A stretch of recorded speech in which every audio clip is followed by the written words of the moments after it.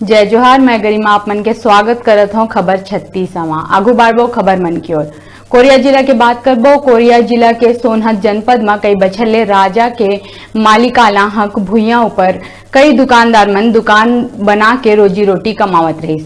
दुकानदार ले किराया नहीं दिए जाने में जनपद पंचायत बेदखली के आदेश ला जारी कर दी, जेकर बाद निराश दुकानदार मन हाई कोर्ट के शरण लिहिस, जहां हाईकोर्ट ए मामला में स्टे देवत कहिस कि जब भुइयां के स्वामित्व जनपद पंचायत के पास नहीं रहिस तब कैसे उमन किराया वसूली और बेदखली कर सकत थे।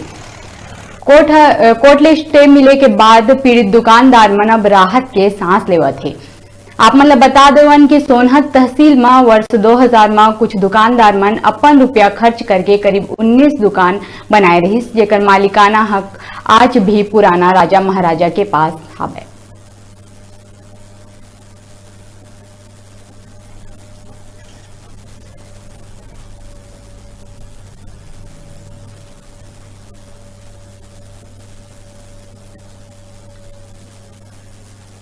सोनहत जनपद पंचायत के नोटिस के खिलाफ दो जन दुकानदार हाई कोर्ट के शरण लिहिस।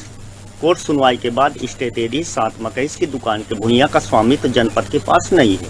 ऐसा में कौन अधिकारी दुकानदार मन ला नोटिस जारी करे।